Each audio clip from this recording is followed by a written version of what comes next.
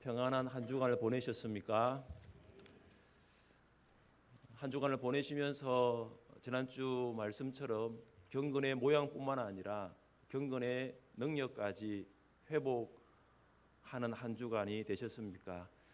오늘은 대강절 둘째 주를 맞이했습니다. 오늘 주시는 말씀을 통하여 예수님의 다시 오심을 기다리고 또 예수님 다시 오실 때까지 우리가 어떻게 살아가야 할 것인가 말씀을 듣고 또 그렇게 살아갈 수 있기를 주님의 이름으로 축복합니다. 예수님은 당시 사람들에게 익숙했던 혼인잔치를 비유로 재림에 대해 가르쳤습니다. 이스라엘 풍습에서 혼인은 보통 더운 낮 시간이 지나고 해가 진 후에 진행이 됩니다. 해가 지면 신랑이 신부를 데려가기 위하여 신부의 집으로 옵니다. 그러면 신부는 등불을 든 사람이 비추어주는 길을 따라 신랑의 집으로 가서 혼인 예식을 합니다. 10명의 처녀가 등을 들고 신랑을 맞이하기 위해 기다리고 있었습니다. 이 10명의 처녀는 신부의 들러리라고 볼 수 있습니다. 10명의 들러리 중에 5명은 미련한 자들이었지만 5명은 슬기로운 자들이었습니다. 이 미련한 자들과 슬기로운 자들에게 있어서는 차이점과 공통점이 있습니다. 먼저 그들의 차이점은 무엇입니까? 미련한 자들은 등에만 기름을 준비하고 여분의 기름을 준비하지는 못했다라는 점입니다. 그러나 슬기로운 자들은 등에 기름도 준비하고 등에 기름도 넣었을 뿐만 아니라 여분의 기름까지 준비했습니다. 미련한 자들은 한번 불이 꺼지면 다시 켤 수 없지만 이 슬기로운 자들은 여분의 기름이 있기 때문에 불이 꺼지더라도 다시 불을 붙일 수가 있습니다. 미련한 자들과 슬기로운 자들의 공통점이 있습니다. 그 공통점은 5절입니다. 신랑이 드디어 오므로 다 졸며 잘세. 10명의 처녀들은 기다려도 신랑은 오지 않았습니다. 신랑이 도착할 도착 예정 시간은 이미 지났습니다.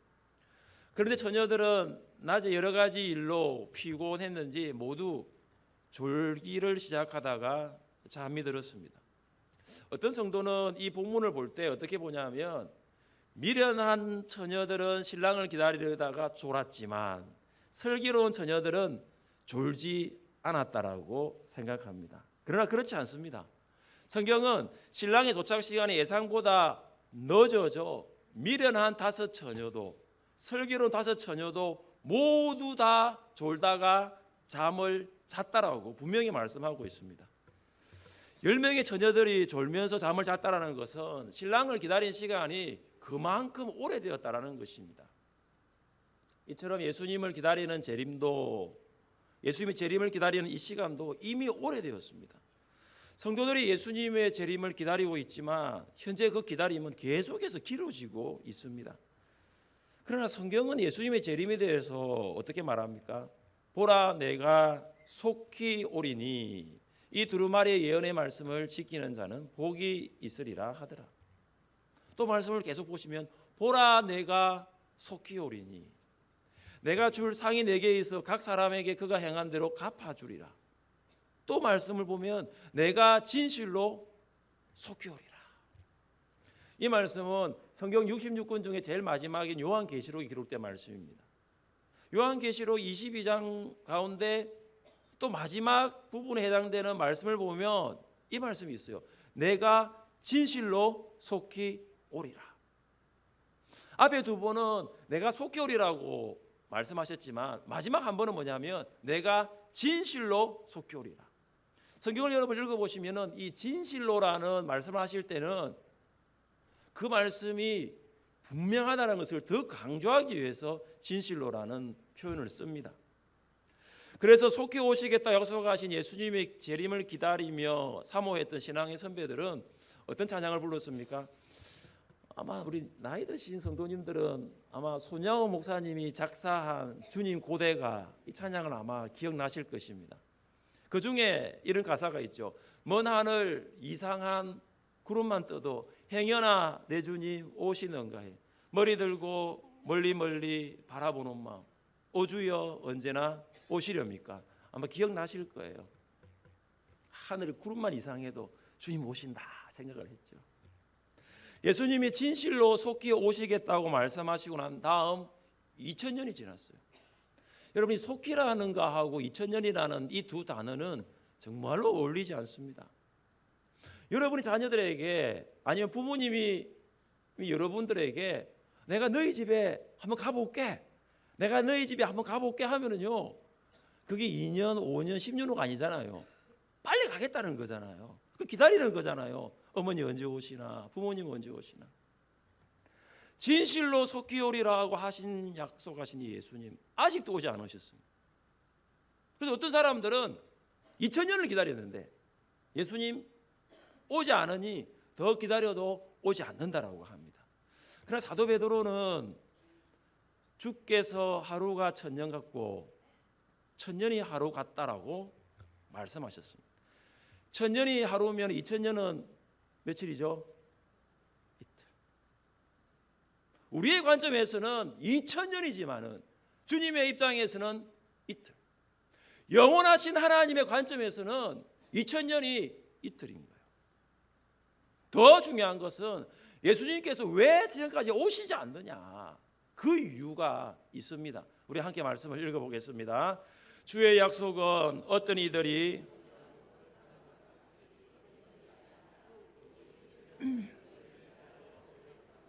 아무도 멸망하지 아니하고 다 회개하기에 이르기를 원하시느니라. 아멘. 왜 예수님 진실로 속히 오겠다고 하신 그 예수님 2000년이 지났는데 왜 안 오셨을까요? 모든 사람이 한 사람도 멸망하지 아니하고 회개하기를 원하시는 하나님의 뜻이 계시기 때문입니다. 그래서 2000년이 지나도 예수님 오지 않으니 이 약속은 지켜지지 않을 거야 생각해서도 안 된다는 것이죠.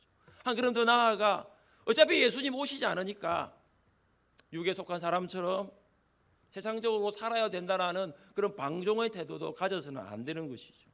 한 영혼이라도 한 사람이라도 더 구원받기 위하여 2000년을 오래 참고 기다리고 계신 주님을 기억할 수 있기를 바랍니다. 신랑을 기다리는 열 처녀의 기다림은 점점 길어졌습니다. 그들은 졸다가 잠을 자고 말았습니다. 지금 졸다가 주무시는 분 없기를 바랍니다. 오랜 시간이 지났습니다. 정말로 오랜 시간이 지났어요. 그들이 생각했던 그 시간보다 훨씬 더 오랜 시간이 지났는데 한밤중에 소리가 났습니다. 신랑이 온다. 신랑이 온다.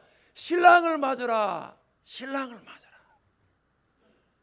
신랑을 맞으라는 이 소리에 열 처녀들이 자고 있던 자리에서 벌떡 일어난 거예요. 그래서 신랑을 맞을 준비를 합니다. 등을 준비를 하는 거죠. 시간은 이미 오래 지났기 때문에 미련한 처녀들이 준비한 등불은 꺼져가고 있었습니다. 그래서 그들은 이 꺼져가는 등불을 살려야 되겠다라고 생각을 했지만 그제서야 안 거예요. 기름이 없구나. 기름이 있어야 이 등불을 살릴 수 있겠다는 생각을 그때야 깨닫게 됩니다. 그들은 슬기로운 자들에게 기름을 좀 나누어 달라고 부탁했습니다. 그때 슬기로운 자들이 이런 말을 합니다. 우리와 너희가 쓰기에 다 부족할까 하노니 차라리 파는 자들에게 가서 너희 쓸 것을 사라. 한 사람 분량의 기름을 두 사람이 나누어 쓴다면 불을 밝혀 혼인 행렬을 비출 수가 없습니다. 만약 기름을 나눈다면 기름은 부족할 수밖에 없습니다. 그래서 슬기로운 자들이 파는 사람들에게 가서 사오라라고 제안한 것입니다. 여러분, 이 기름이 무엇일까요? 어떤 사람은 이 기름을 성령이라고 해석합니다. 그래서 성경에 기름만 넣으면 다 성령으로 해석하는 분들이 있습니다. 성령은 기름, 기름은 성령, 공식화를 해버립니다. 그러나 오늘 본문에서 기름은 성령이 될 수가 없습니다. 미련한 자들이 등을 준비하였을 때 등에 이미 기름이 있었기 때문입니다. 그런데 신랑이 늦게 와서 기름이 부족하여 등불이 꺼져 가게 되었습니다. 만약 기름을 성령으로 생각하면 큰 문제가 생깁니다. 우리는 성령으로 예수님을 구원자와 주님으로 고백한 줄 믿습니다. 그렇게 고백한 자에게는 성령께서 우리 안에 내주하십니다. 내주하신 성령은 미련한 자들이 준비하지 못한 기름처럼 결코 부족하거나 줄어들지 않습니다. 줄어들 수 있는 분이 아니라는 것이죠. 그리고 슬기로운 처녀들처럼 여분의 기름을 준비하였는데 성령은 여분의 기름으로도 준비할 수 있는 분이 아닙니다. 기름을 성령으로 생각하는 사람을 성령은 하나님으로 생각하지 않고 물질 중에 하나로 성령을 생각하는 실수를 범합니다. 또 어떤 사람은 이 기름을 선한 행위나 행함으로 주장합니다.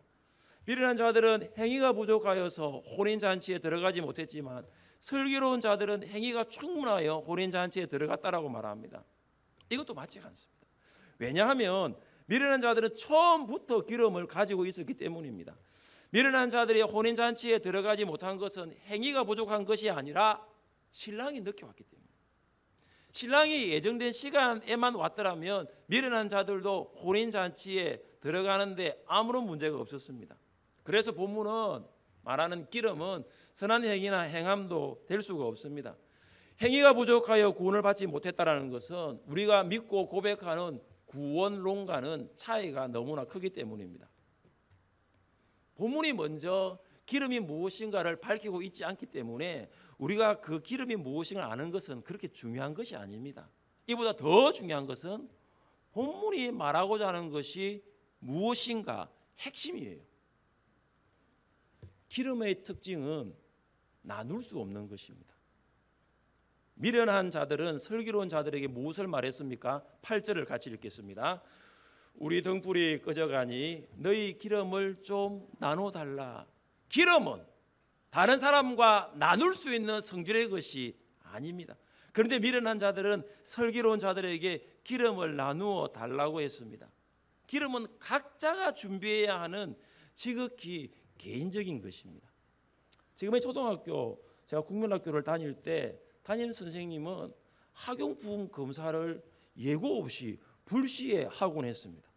학생들이 가방에 소지한 학용품들을 일제히 책상에 올려놓고 선생님이 가면서 다 검사를 했습니다.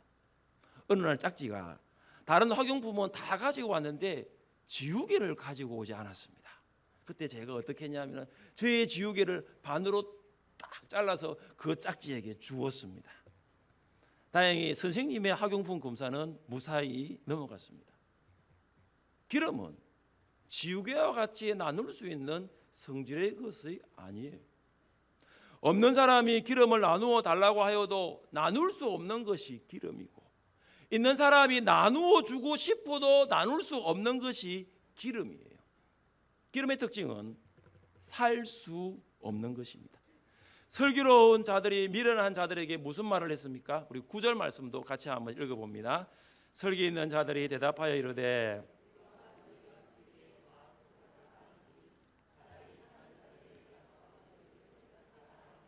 슬기로운 자들은 미련한 자들에게 말하기를 서둘러 기름 파는 자들에게 가서 사용할 기름을 사라고 제안했습니다. 그런데 미련한 처녀들이 기름을 사러 간 사이에 신랑이 왔습니다. 신랑이 온 후에 기름을 사러 가면 늦습니다. 신랑이 도착해서 살 수 없는 것이 기름입니다. 기름은 신랑이 도착해서 사는 것이 아니라 신랑을 맞이하기 위하여 미리 준비해야 하는 것입니다. 미련한 자들이 기름을 사려고 간 사이에 기름을 준비한 슬기로운 자들은 불을 밝히고 혼인 행렬을 지어 신랑의 집으로 들어갔습니다. 신랑과 슬기로운 자들이 집에 들어간 다음에 문은 닫혔습니다. 혼인 잔치가 열리는 곳의 문이 완전히 닫혔습니다. 문이 완전히 닫히는 순간이 있습니다. 안으로 들어갈 수 있는 기회가 항상 열려 있는 것은 아닙니다. 문이 완전히 닫히면 안으로 들어가고 싶어도 들어갈 수가 없습니다. 하나님은 사람의 죄악이 세상에 가득하고 사람의 생각이 악하다는 것을 아시고 물로 세상과 사람을 심판하고자 하셨습니다. 그리고 하나님은 노아에게 방주를 만들라고 말씀하셨습니다. 노아는 아주 오랜 시간 동안 방주를 만들었고 사람들은 방주를 만드는 노아를 분명히 보았습니다. 그리고 노아가 600세 되었을 때 노아의 가족 8명과 짐승들은 방주로 들어갔습니다. 하늘에서 비가 땅에 쏟아지기 전까지는 방주의 문이 열려 있었습니다. 사람들에게 방주 안으로 들어갈 수 있는 기회가 주어졌습니다. 그러나 기회는 지나갔습니다. 방주의 문이 이미 닫혔기 때문입니다. 하나님이 그에게 명하신 대로 들어가매 여호와께서 그를 들여보내고 문을 닫으시니라. 여러분, 누가 방주의 문을 닫았습니까? 노아예요? 하나님이십니다. 방주의 문을 여신 분도 하나님이시고 하나님이 방주의 문을 닫으셨어요. 하나님이 닫으시면 열 수 있는 사람은 아무도 없습니다. 사람들이 방주의 문을 두드려도 그 문은 열리지 않습니다. 세상에서 아무리 돈이 많은 사람도, 힘이 강한 사람도, 지식이 대단한 사람도 하나님이 한번 닫으신 구원의 문은 절대로 열 수가 없습니다. 미리 기름을 준비하지 않은 미련한 자들이 혼인잔치에 와서 주님의 이름을 불렀어요. 문을 열어달라고 외쳤습니다. 소용이 없었습니다. 신랑은 전혀 준비하지 않는 미련한 자들에게 이렇게 말합니다. 내가 너희를 알지 못하노라. 신랑이 알지 못한다고 말한 사람이 누굽니까? 등은 가지고 있었어요. 그러나 기름을 준비하지 못한 자들이었습니다. 우리 주변을 둘러보면 등은 가지고 있는데 기름을 준비하지 못한 사람들이 많이 있습니다. 겉으로는 기독교인이라고 이야기를 하지만 주님과 상관없이 사는 사람들이 많습니다. 그들은 예수님께 와서 말했습니다. 예수님, 우리가 주님의 이름으로 선지자처럼 예언했습니다. 주님의 이름으로 귀신을 쫓아냈습니다. 주님의 이름으로 기적을 행했습니다. 이야기를 다 듣고 난 다음에 예수님이 그들에게 무슨 말씀하십니까? 내가 너희를 도무지 알지 못한다. 내가 너희를 도무지 알지 못하니 불법을 행하는 자들아 내게서 떠나가라. 주님의 이름으로 선지자 노릇을 하고 주님의 이름으로 귀신을 쫓아내고 기적을 행한 그들은 예수님과 아무런 관계가 없었다라는 것입니다. 예수님과 관계가 없는 것은 종교생활은 될 수 있지만 신앙생활은 아닙니다. 우리 주위를 둘러보면 교회를 다니지만 예수님과 아무런 관계없이 교회를 나오는 교인들이 있습니다. 예배를 드리지만 예배 가운데 임재하시는 하나님을 만나지 못하고 집으로 돌아가는 기독교인들이 있습니다. 헌금을 하지만 하나님을 사랑하는 마음으로 헌금하지 않습니다. 봉사를 하지만 자원함이 아니라 억지로 합니다.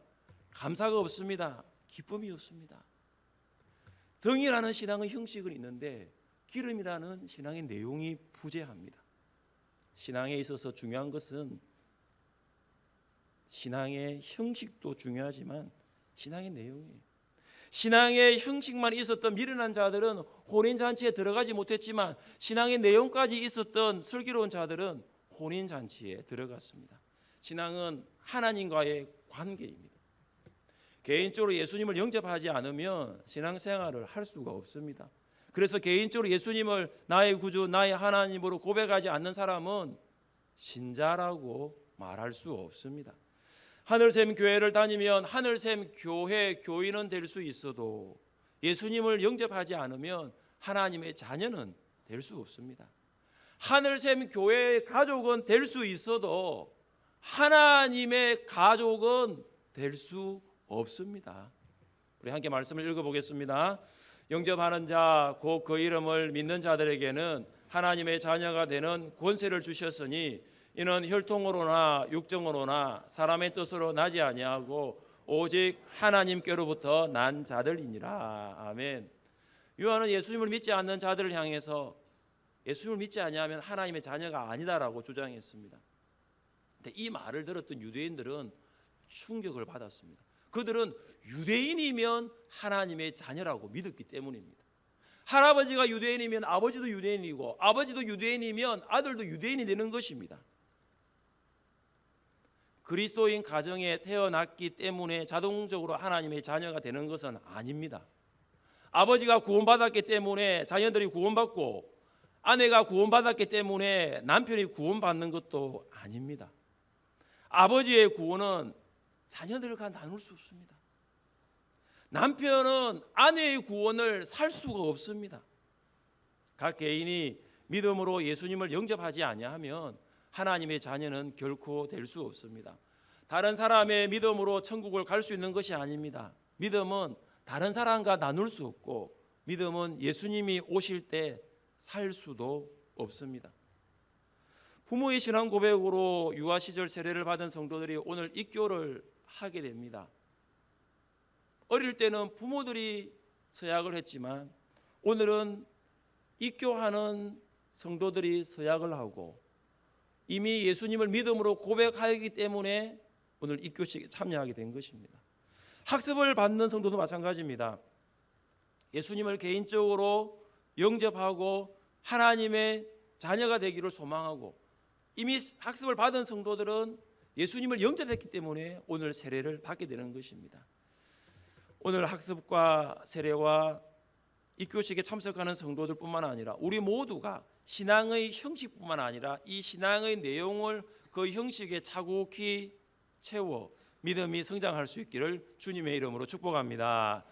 예수님이 오늘 비유를 통해서 우리에게 주고자 하는 메시지가 무엇일까요? 우리 함께 13절 말씀을 읽어보겠습니다. 그런즉 깨어 있으라 너희는 그날과 그때를 알지 못하느니라.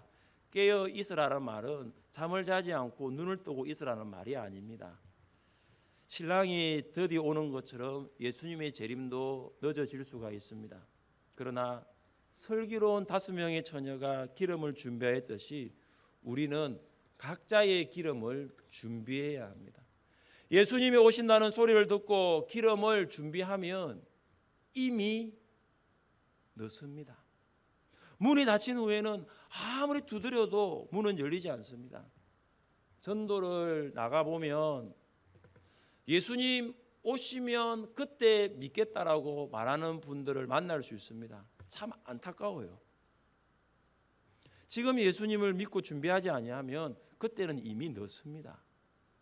그리고 어떤 사람은 지금 세상의 것을 마음껏 누리며 살다가 죽기 전에 예수님을 믿겠다라고 말하는 사람도 있습니다. 경험적으로 보면 임종을 앞둔 자들에게 복음을 전한다고 모두가 예수님을 믿었던 것은 아니었습니다. 오히려 죽음을 앞둔 나머지 마음이 더 완악하여져서 마음이 닫혀버렸고 복음을 받아들이지 못하는 경우가 더 많았습니다. 우리가 믿고 싶었다고 믿는 분이 예수님이 아닙니다. 나의 의지대로 믿고 싶다고 믿을 수 있는 분이 예수님도 아닙니다. 사랑하는 성도 여러분, 기름을 준비하셨습니까?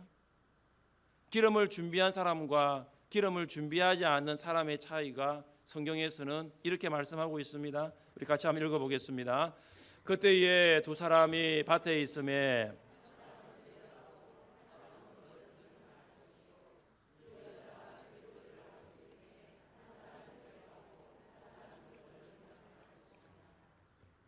똑같은 밭에서 두 남자가 일을 하고 있습니다. 주님이 오시면 한 사람은 주님 데려가시고 한 사람은 버려두십니다. 데려감을 당한 사람은 기름을 준비한 남자이고 버려둠을 당한 남자는 기름을 준비하지 않는 사람입니다. 두 여인이 똑같이 맷돌질을 하고 있습니다. 한 여인은 데려감을 당하지만 한 여인은 버려둠을 당합니다. 데려감을 당한 여인은 기름을 준비한 여인이고 버려둠을 당한 여인은 기름을 준비하지 못한 사람입니다. 예수님의 재림은 우리가 보기에는 2000년 동안 길어졌지만 예수님의 재림의 순간은 순식간에 일어납니다. 그때는 기름을 나눌 수도 없고 기름을 살 수도 없습니다. 1초의 여유도 없을 것입니다. 지금의 믿음이 영원한 생명을 결정짓습니다. 지금의 믿음이 영원한 천국과 영원한 지옥을 나눕니다. 지금 기름 준비하지 않으면 결코 혼인 잔치에는 들어갈 수 없습니다. 기름을 준비하여 신랑 대신 예수님께서 오실 때에 우리 모두가 혼인 잔치에 들어갈 수 있기를 주님의 이름으로 축복합니다. 하나님 아버지,